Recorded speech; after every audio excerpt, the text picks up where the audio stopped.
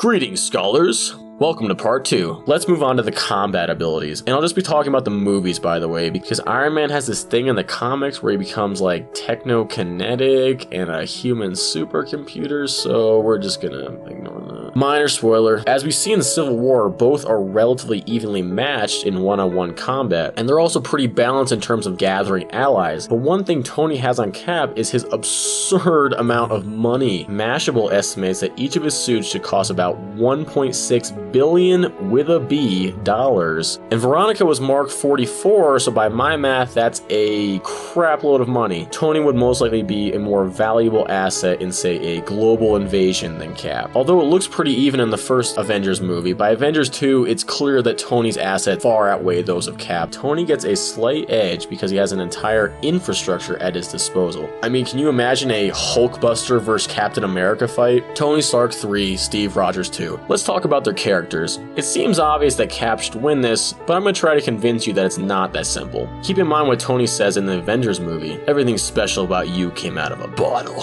There's some truth to this. I mean, Tony created his superpowers, he wasn't given them. But let's look at some Aristotelian virtues: prudence, temperance, courage, and justice. I think temperance kind of fell off the table for Tony when he got drunk at one of his house parties and shot a watermelon with a repulsor, but both of them are pretty well matched in prudence and courage in battle. Justice is interesting. Iron Man seems more consequentialist, which means he believes the ends justify the means. By contrast, Captain America is much more principle-based. This is emphasized in Civil War. Neither is better or worse, I just thought it was an interesting observation. So Steve is more virtuous, but Tony's so freaking cool. I mean, who can become an expert in thermonuclear astrophysics in a night and also ask Thor, "Doth mother know you weareth her drapes?" This factors in because humor helps us as the audience connect to Tony. I mean, when your mom said language, it wasn't cool, so why should it be cool when Cap says it? All things considered, I have to give the edge to Rogers. I mean, he almost lifted Thor's hammer, for God's sakes, pun intended again. So he's clearly pseudo-worthy at least. He actually did lift the hammer in the comics. I know we're not talking about the comics. Captain America 3, Tony Stark 2. Lastly, and most importantly, let's look at the two heroes' legacy. It's funny because a lot of superheroes' great triumphs are basically fixing their own mistakes. Tony says himself in Iron Man 3 that he created the Mandarin while he was getting blitzed in Switzerland, or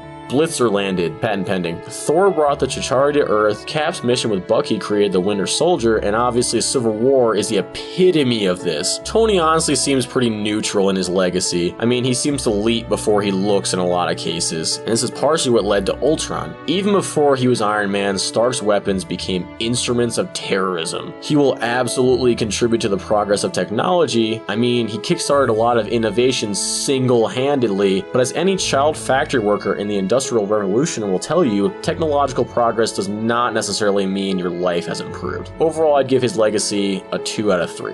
The Cap has much less impact, and he doesn't have the resources Tony has to make a big legacy. But Cap was instrumental in the Allied victory of World War II, and he also shut down Hydra in the 21st century. In general, it seems like Cap has a better understanding of the long-term consequences of his actions. I'd give him a 3 out of 3. He stands for freedom. Even Benjamin Franklin said, "Those who would give up essential liberty to purchase a little temporary safety deserve neither liberty nor safety." There would be a British accent because Americans were basically British at that time. So let's look at the final tally. I'll enter my ratings into our decision matrix. And look, based on the weighting, Cap wins. But my point here goes way beyond Iron Man versus Captain America. Look at how important weightings can be. I'll reverse the rank of importance, and now they're tied. We may not use a table, but we all do this every time we prioritize tasks in our daily life. So just be careful that your priorities line up with what you really want. And if you want, you can actually use this decision matrix idea. I mean, one of my friends at the academy did. We have an event called Ring Dance. It's basically like prom, but in college, but it's pretty prestigious. One of my friends needed help narrowing down all of his potential dates. And guess what he used? A decision matrix. Since he has multiple dates, you can see that these are not just for nerds.